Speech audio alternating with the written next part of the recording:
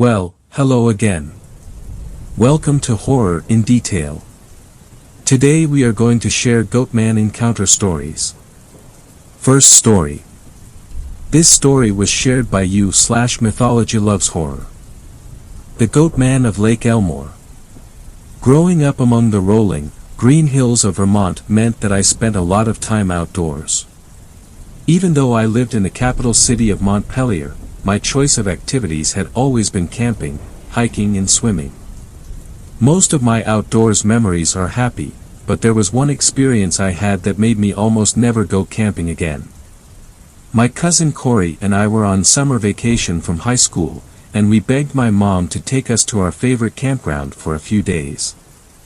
The next afternoon we arrived at Lake Elmore State Park, where a ranger gave us a map with available sites circled on it, and we quickly picked on and settled in.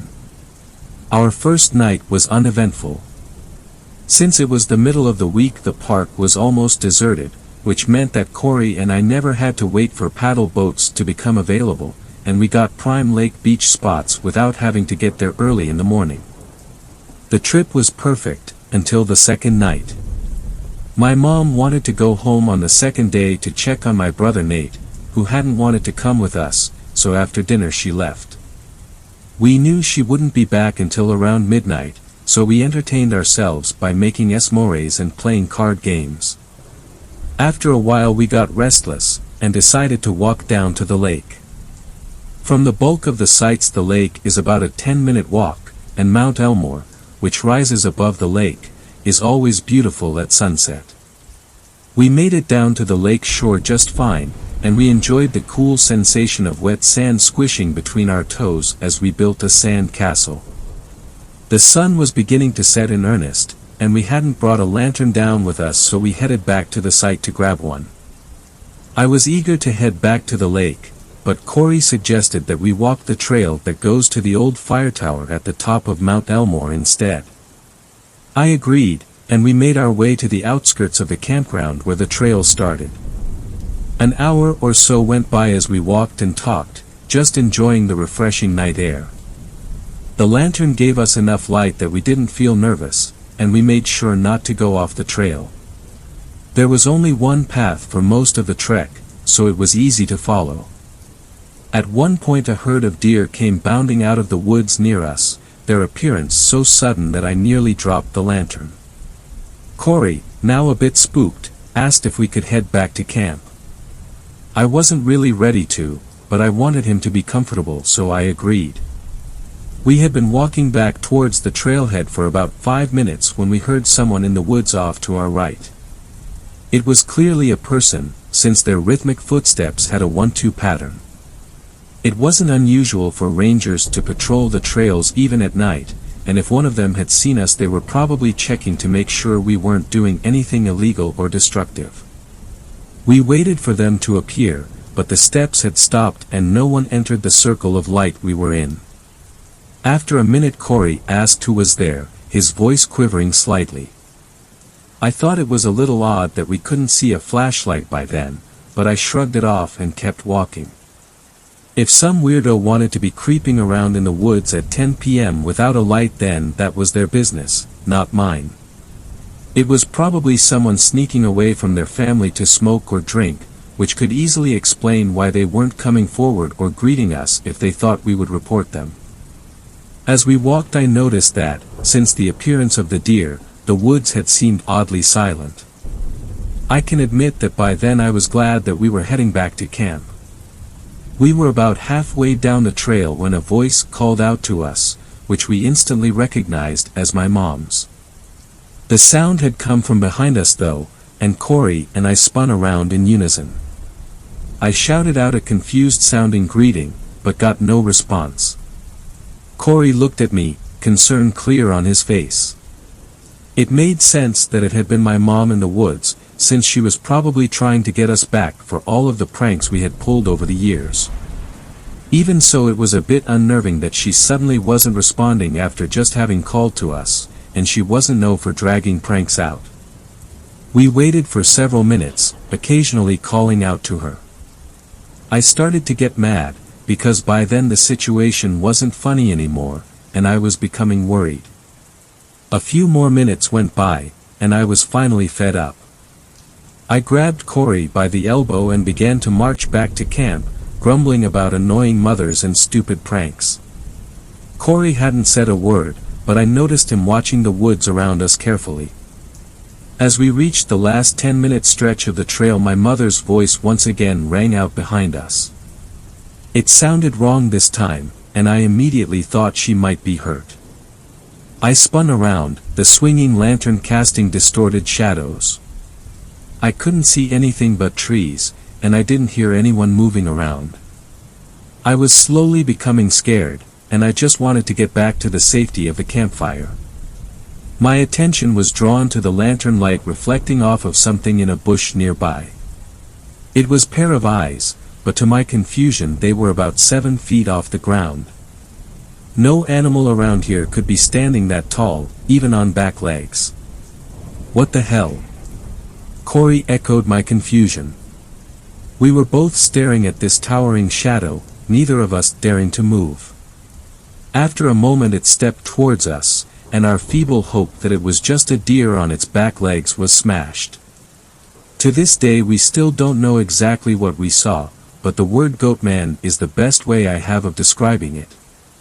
A pair of woolly legs and a fuzzy abdomen gave way to smooth, humanoid chest and arms.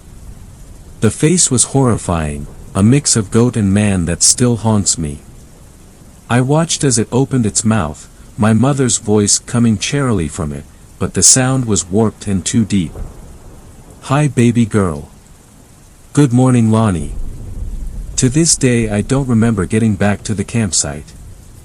I remember screaming, and running as fast as I could away from the creature, but that's it.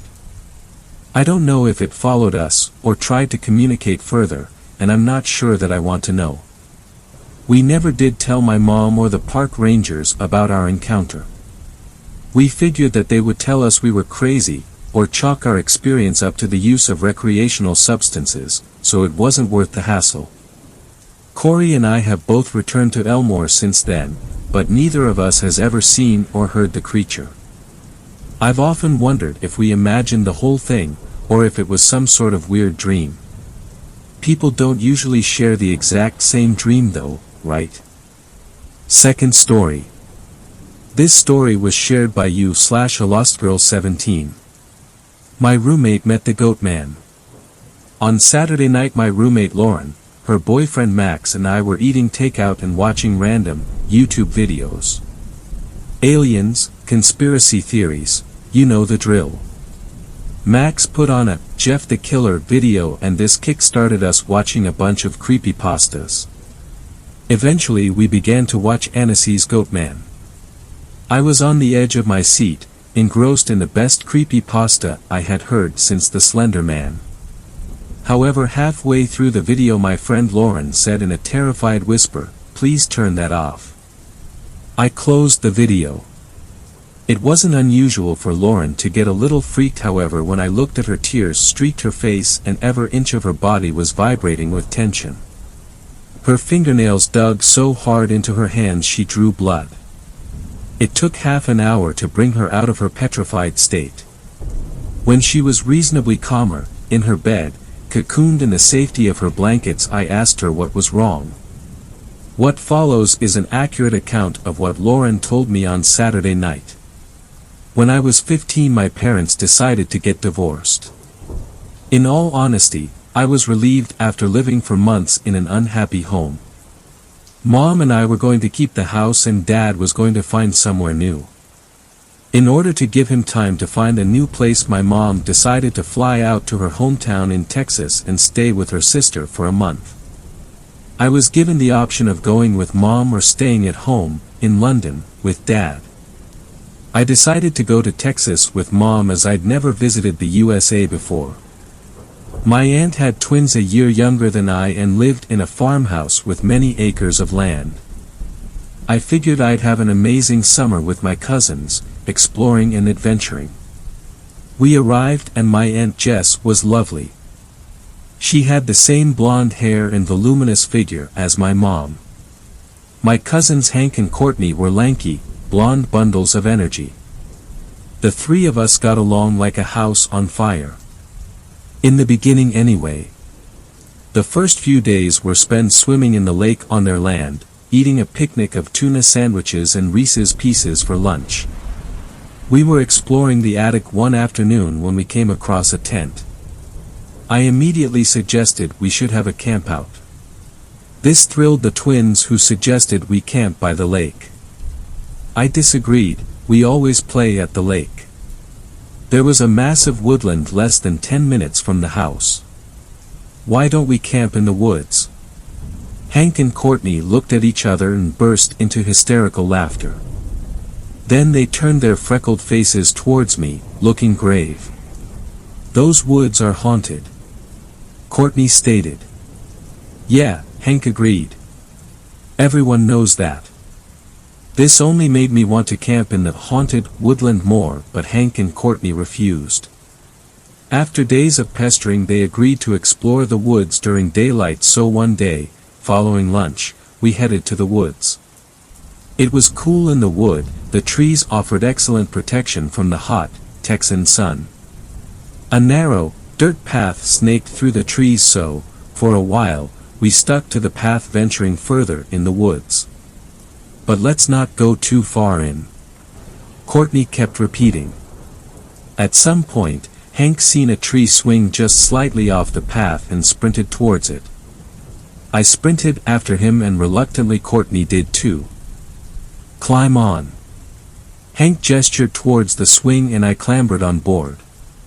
He began to push me, so high. I was laughing hysterically, feeling free as a bird. Hank and Courtney laughed too, and soon all of Courtney's fear was thrown out the window. She was giggling, "My turn next. My turn next." Then we heard a rustling in the bushes. Heart racing, I dismounted the swing. "What was that noise?" asked Courtney, fear creeping back into her voice. "Just an animal," Hank said. He didn't sound sure. The air was filled with a horrible smell, kind of like sour milk.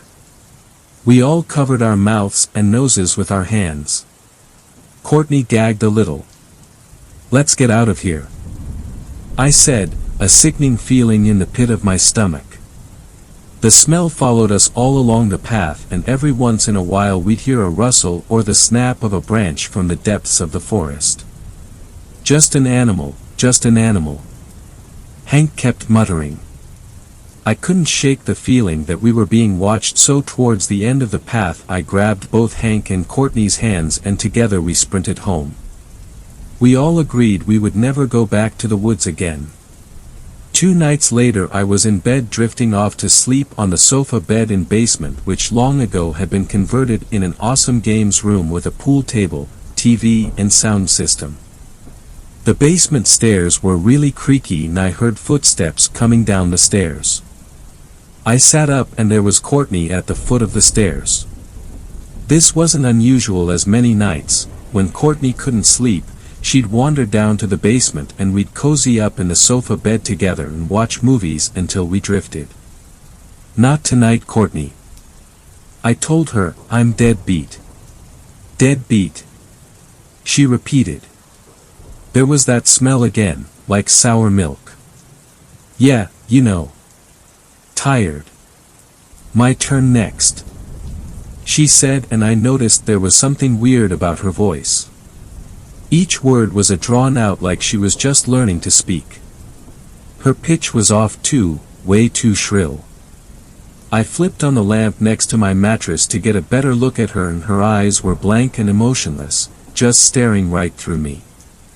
A chill crept over me as she staggered, like a baby learning to walk, over to the sofa and sat herself down on it.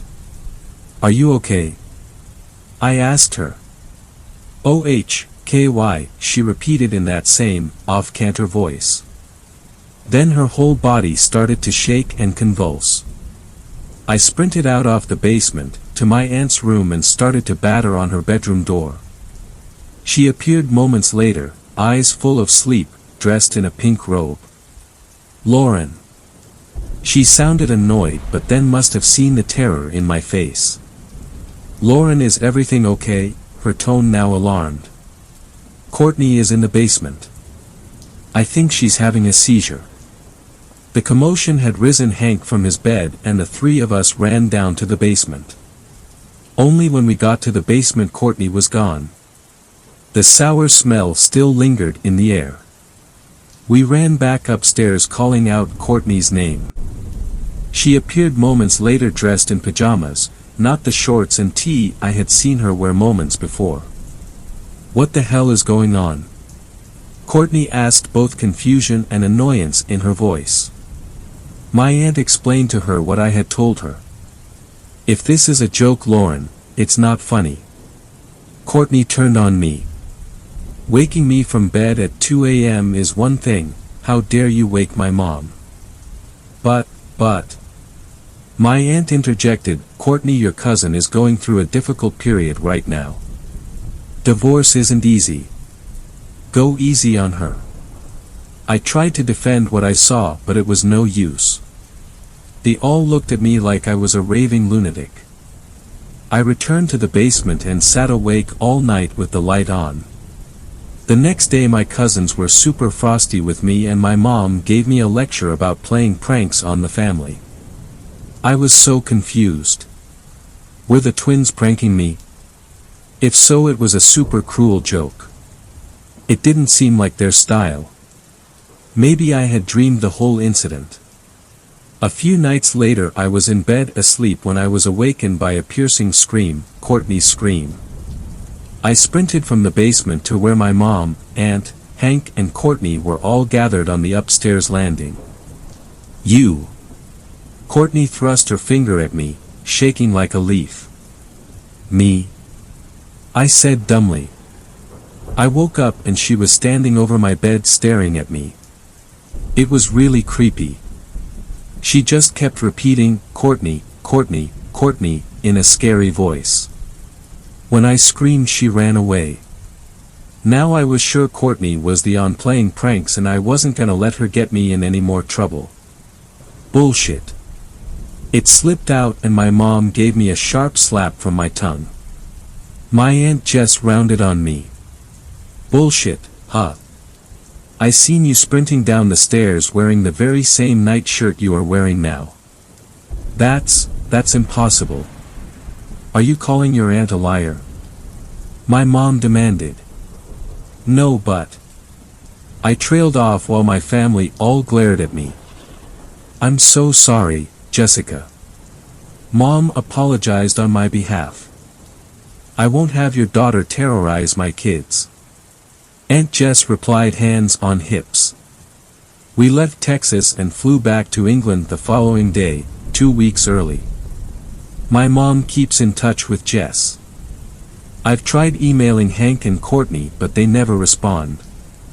That bridge is forever burned. Since then I had convinced myself the whole situation was a weird prank Courtney played on me that got out of hand. That was until I heard the story of the Goatman. Now I think the whole situation was something much more sinister. Max and I are completely sure Lauren is being truthful. She is not the type to make up ghost stories, and if you guys had seen the fear in her eyes you would all be convinced too.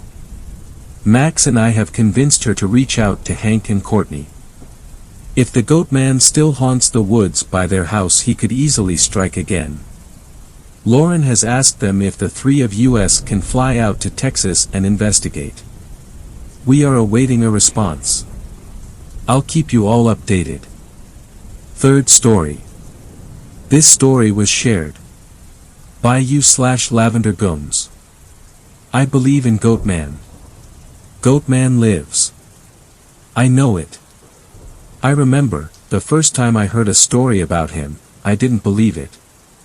Ghosts, I believed in. Spirits, sure. But a half-man, half-goat creature that wandered the woods and terrorized people. This was too much, even for my fertile imagination.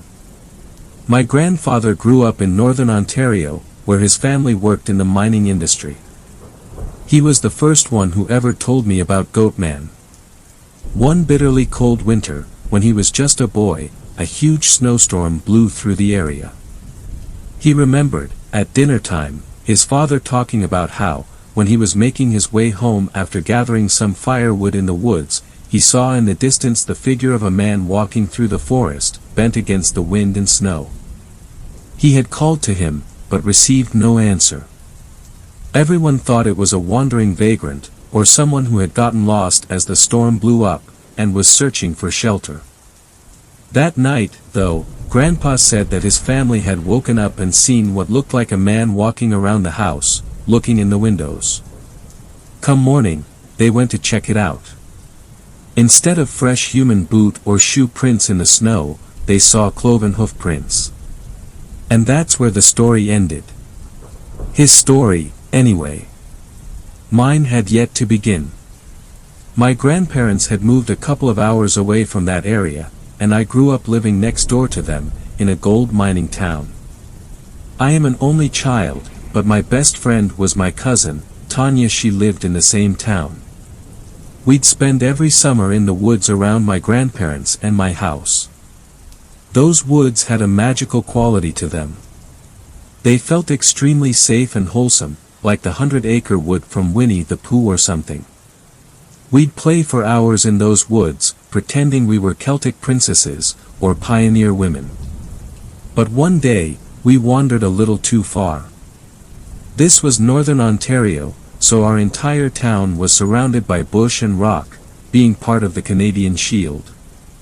Not far beyond the safe, happy-feeling woods behind my grandparents' house was the lake the town had taken its name from.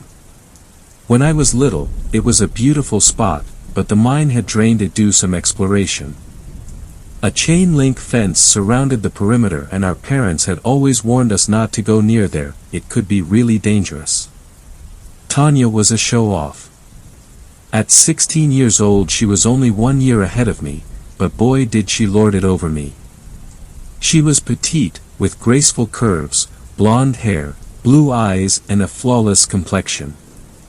Boys fawned over her.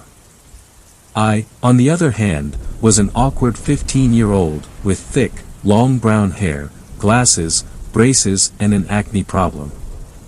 She was sweet, and always told me I was pretty and helped me to feel better about myself, but she made no secret that she thought she was drop-dead gorgeous. And she was right. Tanya was also a lot more worldly than me. I was bookish, naive, and didn't have experience with boys. She'd already had several boyfriends and had tried smoking and drinking, 2 things I refused to do. So, it didn't surprise me when she said we should travel down to the fence that bordered the drained-out lake and flash the few guys who would be sitting in their diggers, sorry, I don't know the right word for the equipment they used, that were working there. Tan, no. I said. They're like 40 years old probably. So what? I like older men, she said, and started off through the dense forest towards the lake.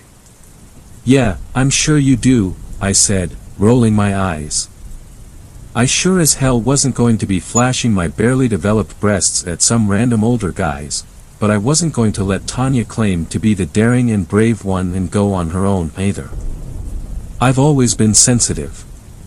But I was shocked that Tanya couldn't feel the palpable change in atmosphere when we left the higher ground of the woods that were closer to my grandparents' house to scramble down some of the rocky forest that ran down closer to the lake. I thought maybe it was a change in altitude at the time, but the woods suddenly seemed quieter, stuffier, and danker. Tanya was rambling on about her latest conquest, Jordan, a boy from grade 12, when we finally came into view of the lake behind the fence. She stopped in her tracks, and looked back at me with a disgusted look on her face. What the hell is that smell? She asked me, her pert nose wrinkling. It smells like ass. Ugh, I don't know, I replied. My nostrils were being assaulted by a smell I had never experienced before, something pungent and animalistic and wrong. Maybe there's some kind of bear cave or wolf den nearby, I added. Maybe it's coming off of the lake, she said, and we moved closer to the fence to look through. My grandparents had this large, two-story brick house right at the edge of town. The house was on a hill, so that walking in the front door, the main floor was flush with the ground, but when you walked out French doors that led off of the breakfast room onto the deck outside, you were a good story up off the ground. And from that vantage point, you could see the drained-out lake, surrounded by forest. Usually, there were 1 or 2 bulldozers working there at any given time of the day. But today, there was nothing. No bulldozers, no workers. That's odd, I said. Where are the workers? Even the bulldozers are gone. What day is it? I asked Tanya, thinking maybe it was a holiday or something and the guys didn't have to work. It's Monday, she said, raising her eyebrows. Who knows, though? Maybe the bulldozers had to be serviced. Let's walk around some more, now that we're here. The smell was still there, and we were by no means getting used to it, but our sense of adventure won out over our sense of disgust at the musky, foreign aroma. We walked in silence around the fence line, and every twig that snapped underneath our feet sounded super loud, echoing out across the empty expanse of what used to be a crystal-clear lake. We couldn't hear any birds or other animals scurrying around in the forest, but neither of us said anything, because before we had a chance to, we were confronted by something deeply unsettling. What the hell is that? I asked, as we turned a bend. It looked like a huge, wrenching hole had been torn into the fence, which was splayed open. Why is there a hole in the fence? Probably teenagers coming to part here, Tanya mumbled, but I could tell she felt scared. We walked to the hole in the fence, and were hit with the same scent that had been lingering around us like a ton of bricks. Tanya gagged, and hunched over, trying not to vomit. I must have had a stronger stomach. I pulled my shirt up over my nose and went to look more closely at the fence. We've got to get out of here, I said, seeing dark, wiry fur stuck in some of the broken fence. I think a bear, or something, has been here. I didn't hear anything from Tanya, but I was too busy looking at the fence. My heart dropped as I saw a streak of blood in the mud just inside the empty lake. No, not a streak, a trail of blood. I don't know what came over me, but I knew I had to follow that trail. I looked back, and Tanya was sitting, pale-faced with her arms wrapped around her, on a fallen log by the fence. There's blood on the ground, I said, my voice echoing nervously on the lake. Blood on the ground, she mumbled in a strange, monotone voice. What the hell? Yes, genius, and I'm going to figure out where it came from, see if anyone is hurt, I snapped back. Tanya was a notorious girly girl, and I figured she was in shock from seeing it, too. Stay there, and if I'm not back in a few minutes, go for help. Help, she said, tilting her head and looking at me with blank eyes. I shuddered, but turned to follow the trail. I had only walked a few paces into the drained-out lake when the going got pretty rough. It dipped down pretty steeply from where I had entered the fence through the hole that was torn into it, and about 20 yards off I could see one of the bulldozers that was usually busy working, flipped over onto its side. The trail of blood I was following got more saturated. Instead of streaks here and there were puddles. My stomach was churning. I had stopped in my tracks, about 10 meters from the bulldozer, when I saw a man's boot sitting in a puddle of blood. I suddenly realized that I was a 15-year-old girl, who was all of 5'3" and weighed 110 pounds, completely unarmed and incapable of defending herself against whatever had left all that blood. Suddenly, I felt panicked. I decided it must have been a sick bear or wolf who had picked off one of the workers. I remember my parents telling me that wolves and bears will usually leave you alone, and that only the sick ones ever go after humans. I turned and ran up the embankment and to the opening in the fence. But Tanya was gone. Tanya. I called out, not too loudly, for fear that whatever crazed, rabid animal that was out there would hear me and find me. Where are you? Stop screwing around. I searched the area for her, but there was no sign of her. The sun was starting to set. I figured that she got tired of waiting for me and freaked herself out and headed home without me. I was almost as mad at the thought of that as I was scared. But then I noticed something. The smell was gone. The smell from before, that horrible, acrid smell, was completely gone. The wind hadn't changed, nothing had. But the woods now smelled like woods. And there was birdsong. Weird. I walked as quickly as I could back to my grandparents' house, and when I went in, everyone was sitting down to dinner. Including Tanya. I quickly washed up and joined them at the table. You'll never believe what Tanya and I found out in the woods. I said. Around the table sat my grandparents, my mom and dad, and Tanya's dad. And Tanya, who was looking at me wide eyes and her head tilted oddly to the side. You were in the woods? Grandma said, as she spooned some boiled potatoes onto my plate. I hope you didn't go too far. That's the thing, I said, looking at my parents and then hastily away. We went to look through the fence at the lake. What? My father demanded, his face like thunder. That's so dangerous. There are sinkholes all over that place. I know, I'm sorry, but you need to listen. I replied. No need to listen, Tanya mumbled. What? I said, turning to look at her. She smiled wanly at me, got up from the table and left the room. Just what is going on? Tanya's dad demanded, glaring at me. The adults seated around the table were all looking at me with a mixture of irritation and curiosity. I burst into tears.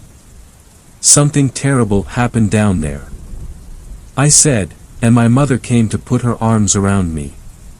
Hysterically, I told them about how we found a hole in the fence, and how I had seen blood in the mud, and a man's boot, and a tipped-over bulldozer. And then, my mother ushered me from the room as my grandfather picked up the phone to call the police. We didn't finish having dinner there. My parents and I drove home, and I went to bed early. I was shaken from the day, and entirely exhausted. They told me the police may want to talk to me in the morning, but not to worry about it. I knew they were too scared about what had happened to lecture me. The next day, my grandparents came over and told me that the police had searched the grounds and had found the hole in the fence, but nothing else. There was no blood to be found, no boot, no bulldozer. They had asked me if my imagination had gotten away with me, and I swore that it didn't. But I saw the concern in their eyes as they looked at themselves, and me, and back to each other. I stopped talking about it. And they stopped asking. Later that day, Tanya came over. My parents had let her in, and she flounced into my room and flopped onto my bed. She punched my arm, and said, "Why the hell did you leave me on my own in the woods yesterday?" "What?" "You left me," I said, looking at her confusedly. "When I got back, you were gone. I wasn't even 5 minutes." "No, I sat there waiting for you," she said, her eyebrows raised. "I waited until after dark, and you didn't come out. Then, I went back to Grandma and Grandpa's. They said that you'd left with your parents." "You're shitting me, and I don't like it, I've already been through enough," I snapped at her, feeling sick to my stomach. "I'm not shitting you, I swear," she said, sounding scared. "Something weird is going on. Last night, when I got back, Grandma and Grandpa, and Dad, seemed upset. I figured they were mad at me for being gone so long, so I apologized. Dad said to relax, and that I'd only been away from the table for 10 minutes. Then he told me about how they'd called the police and how your parents had taken you home. What the fuck is going on? I felt like someone had thrown ice water over me. Tanya. You had dinner with us last night. You were at the house when I got back, and it wasn't dark yet. We sat there, in silence. We couldn't figure it out. Tanya asked if she could sleep over, and our parents agreed. We watched Friends reruns on my TV until we fell asleep in my double bed. It was the smell that woke me up. That same horrible, metallic, musky smell, like sweat and wet dog and blood and smoke all in one. And then I heard it. A tap, tap, tap on my window. I sat slowly up in bed, reached for my glasses on the bedside table and put them on. Outside my house, looking in my window, was Tanya. She had a wide smile on her face, her head was tilted to the side, and every couple of seconds, she was vibrating. I looked down beside me in the bed. And there was Tanya, fast asleep. By the time I had shaken her awake, it was gone. We turned the TV back on and watched game shows until the morning light streamed through my window. I went to look outside my bedroom, which was at the front of the house, above my mother's rose garden. There, in the damp soil, I saw hoof prints. Fourth story. This story was shared by you/_coyotes_. Goatman while camping. What was this? Hey, I'm not really new, I've used Reddit before, but I wanted to make this profile to tell everyone some pretty terrifying stuff that has happened to me in the past. Of all the creepiest, this story takes the cake. If you've read the Anansi's Goatman story, you'll find similarities in mine. I couldn't believe some stuff when I read it and how it compared to this experience. It was 2007, I was with a couple of my friends camping. I was 16 and was just with some 16 to 18-year-olds on this fun camping trip out in the woods behind some of these guys' houses. We picked a spot in a clearing where it would be like a little party kind of site, although I don't do drugs or even smoke weed or any of that.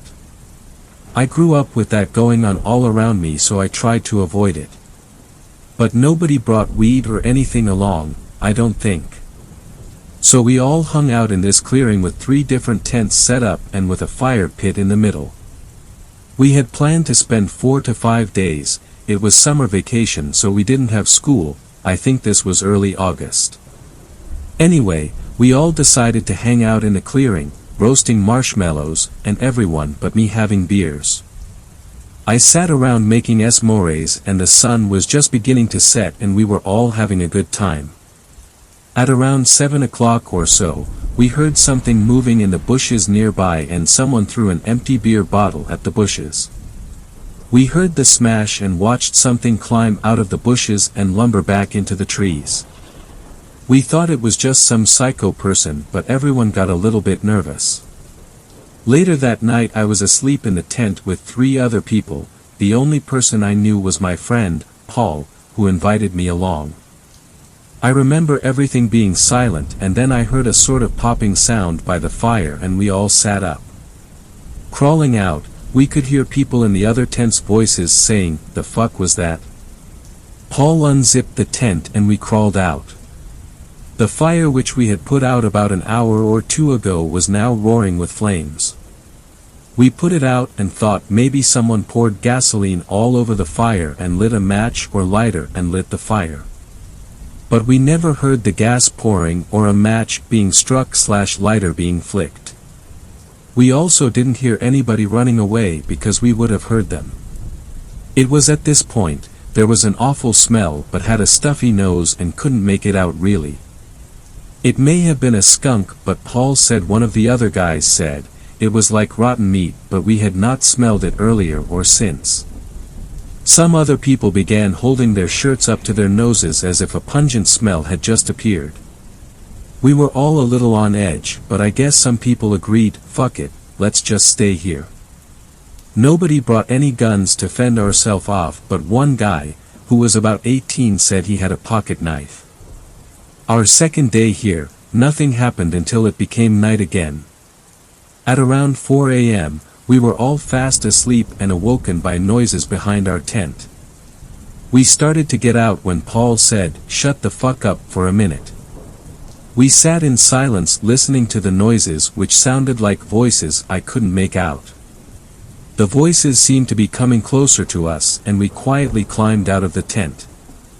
The voices still approaching our camp, the two other guys in our tent crept to the other tents and woke the other people up telling them to get out here at once. All 13 of us stood quietly listening to the voices get closer and louder.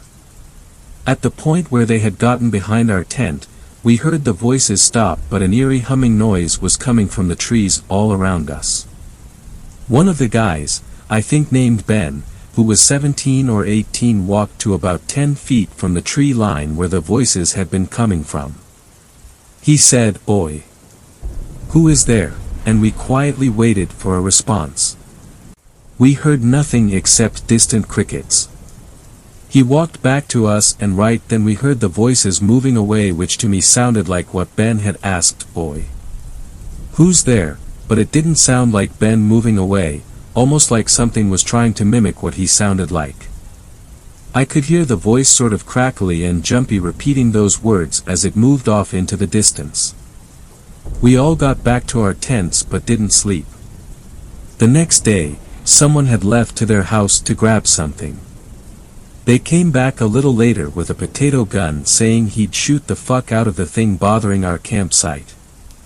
Around 7 p.m., not really partying but just huddled around a fire, a girl, just one of two stands up, practically pissing herself and we find out what's wrong.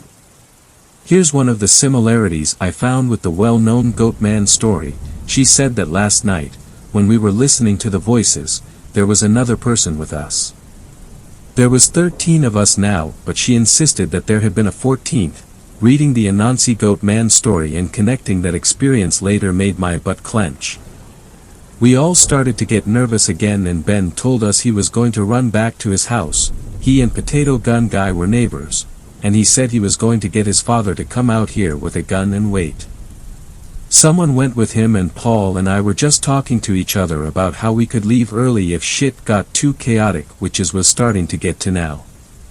We were in the middle of talking about how we should pack up when we saw Ben standing in the woods. It was clearly him with his blue hoodie and jeans and he was looking straight at us from about 40 feet away, but we didn't know what the fuck he was doing. The person who went with him wasn't standing next to him, it was just him standing alone watching us. It was a 25-minute walk back to his house, but he couldn't have been back 5 minutes later. Everyone got really uncomfortable and people started yelling, "Hey Ben! What are you doing?" but he just kept watching us. We watched as he seemed to slink back into the trees. By now, people were scared out of their minds and I was too. Why was Ben being a prick and just staring at us and not doing anything? We decided to pile into one tent and wait. A short while later the other Ben turned up with his dad and the other person that went with him and his dad was holding a hunting rifle. Ben told him what happened with the voices and the father walked that way into the trees and took a look around. He said it felt like eyes were watching him from every direction. Paul then told Ben's dad that we just saw another Ben standing in the woods staring at us. Ben's dad walked over there and looked around too. He came back and said he could stay with us and the gun but said he would control it because if we got drunk and started shooting a gun around, we'd all kill ourselves. He slept in Ben's tent. It was our third night here and it was really fucking creepy. We quietly listened for it being anywhere nearby. Paul had a funny look in his eyes and started sweating.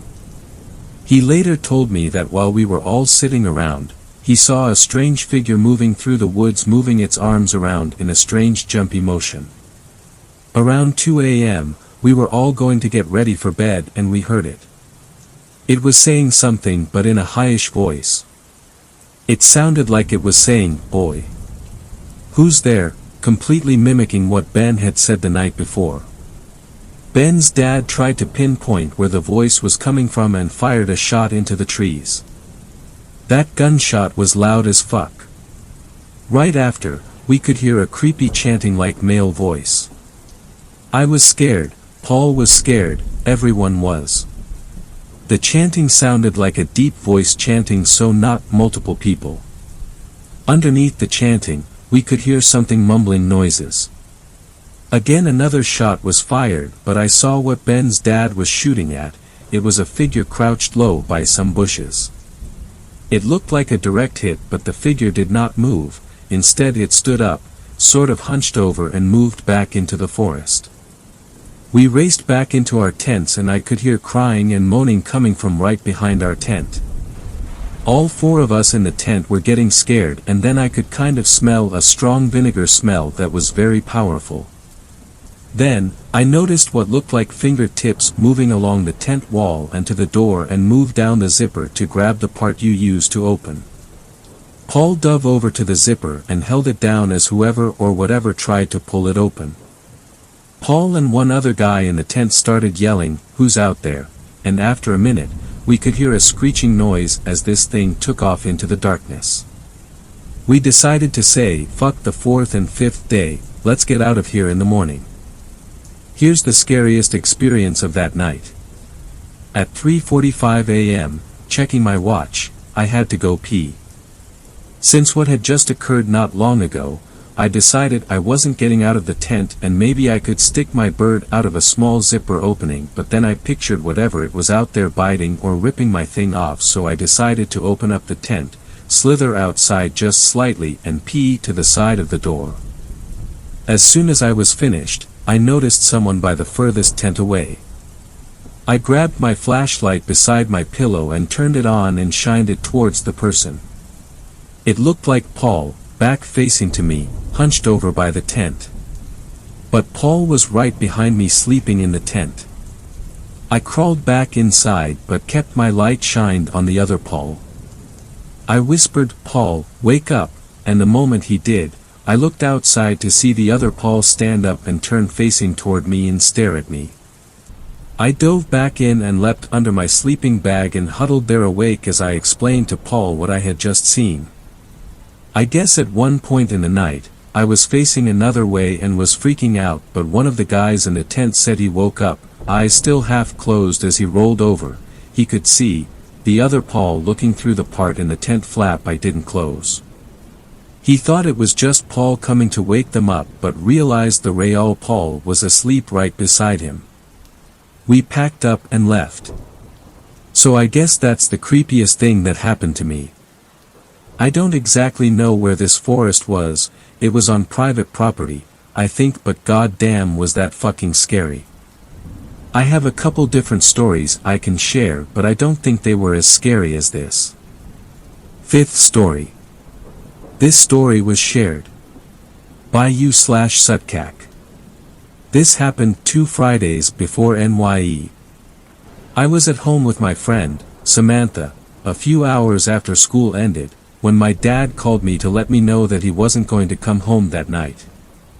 There was going to be a really shitty storm, and said he'd rather stay at a friend's house with a few co-workers than drive 2 hours. My dad is a construction worker. He works at different locations for every new project. This one was far. My mom came home not too long after, drenched in rain. She talked to Sam for a bit before telling us she'd be upstairs taking a shower and filling out some paperwork from the office. Shit was thrown into the air at around 8 p.m., when Sam and I heard knocking on the door. It was already weird, because who the fuck is even out in this weather? It was pouring rain and the streets looked like an actual stream of piss. I went down to the door, dragging Sam with me, only to be greeted by nothing. We were looking out the door for a little under 5 seconds when we heard knocking again. Now, this is when the shit that was thrown into the air reached and hit the fan. Sam and I instantly pissed ourselves when we realized someone was knocking on my back door being the door leading to the backyard. We quietly went up the stairs to my mom's room, finding her asleep, not even changed out of her work clothes. I woke her up immediately and told her someone was in our backyard. This obviously caused alarm, and seeing her so freaked out freaked Sam and I out even more. This might not sound as scary to you, but being home without my dad in the house was scary enough on its own. Mom went down into the kitchen, with us trailing not even 2 feet behind her, and she pulled out her rolling pin. Before we could reach the door, the knocking stopped. Mom reached over and pulled the curtain back. All Sammy and Mom saw was pitch black, but I swear I saw someone standing a few feet away from the door. Maybe it was because I was the only one of us facing its direction, but it was tall as fuck. Like 7 feet and maybe over. That's all I could tell you because that's all I saw of it. It was probably just one of the tree branches. It's really windy out, too. Mom suggested. I could tell Sammy wasn't too sure, and I knew damn well it wasn't a tree branch, but why freak the rest of them out? I know now I should have told them so we could have left, but I kept quiet for their sake. About an hour after that, Mom decided to go to the department store down the street to pick up some dinner and left both of us at home. It was only 5 minutes later when we heard knocking again. I quickly felt uneasy. It could be your mom. I went down to the door and asked who it was. The following 5 seconds of silence were the longest 5 seconds of my life. It's me. It was Mom, but at the same time I felt like it wasn't. Looking back now, I realize her voice sounded like it was lacking all human characteristics. It wasn't playful, nor was it frustrated at how long we were keeping her in the rain. It sounded like she didn't even know what emotions were. I opened the door without unlocking the chain, and was greeted by my mom. Sam and I let her in, and she came without any bags. She sat down on the couch for a few minutes, looking around. She was so fucked up. She seemed glitchy, like her actions weren't flowing smoothly. Mom, are you okay? You don't seem right. Her eyes looked at me before the rest of her face turned. It was just a long walk. Cold, outside. Raining. She kept listing words and phrases that made little sense. I was getting more uneasy by the second, but I think Sam was just glad we weren't home alone anymore. The scariest thing that happened that night happened during one of Mom's rambling. Sammy had asked her what we were having for dinner, and she started listing more foods that we didn't even have. Halfway through her rant, I received a text. From Mom. Do you girls want lasagna? Ask Sammy what she wants. Take your time deciding, it's so warm in here. X. My heart instantly dropped. Mom was right in front of me, talking about fish fingers. Sam and whatever was pretending to be Mom directed their attention to me. I was panting and, according to Sam, all color had drained from my face. Who is it? Mom asked. Wrong number. I quickly flashed a smile. You look tired, Mom. Do you want to go to bed? Sam and I will make dinner. I think I just need a bath. We nodded and she stood up and made her way to the stairs. She was at the bottom of the stairs when I pulled out my phone to take a photo. I looked down at it for 1 second to cancel the 20% remaining notification, but when I looked back up, Mom was already at the top step. I can't stress this enough, the time in which I looked at my phone and looked back up was impossible for someone to walk 13 steps. I ran back to Sammy and waited until we both heard the water in the bathroom running. Sam, my mom texted me. What? When that thing was talking to us, my mom texted me. She started freaking out and thinking for reasons. Maybe she meant to send a text earlier, but it only delivered now. It seemed valid, Apple is always glitchy like that. But we decided to call her anyway just to make sure. Just as the phone started ringing, someone knocked on the door. We went to see who it was. Sammy was about to open it, but I put my hand in front of her. I was so terrified at this point that I was in tears. Sammy stared at me in confusion. "Hey Mom," I said into the phone. I was shaking, and as soon as Sammy heard me say that, she looked like she was about to throw up. "Open the door, it's freezing outside." I sighed in relief and threw door open. Mom was standing there with the phone pressed to her ear and her shopping bags around her feet. We quickly explained what was happening, and it took my mom 2 minutes of hearing the story for her to climb up the stairs and walk towards the bathroom. She literally kicked the door open and found the tub almost filled to the rim. The window was also open and the fly screen was torn. The rest of the night consisted of us trying to get over what happened. We ended up sleeping together in my mom's room, and my dad came home early next morning. I only started researching a few days ago, and I found out it was the Goatman. I also came across this story, which shares similar aspects. Please read the story I linked, because it's a lot more terrifying and has more encounters than I did. Thanks a lot for watching the video till the end. Subscribe to our channel Horror in Detail. Drop your opinions/suggestions in the comments section, and like the video as it helps with the YouTube algorithm.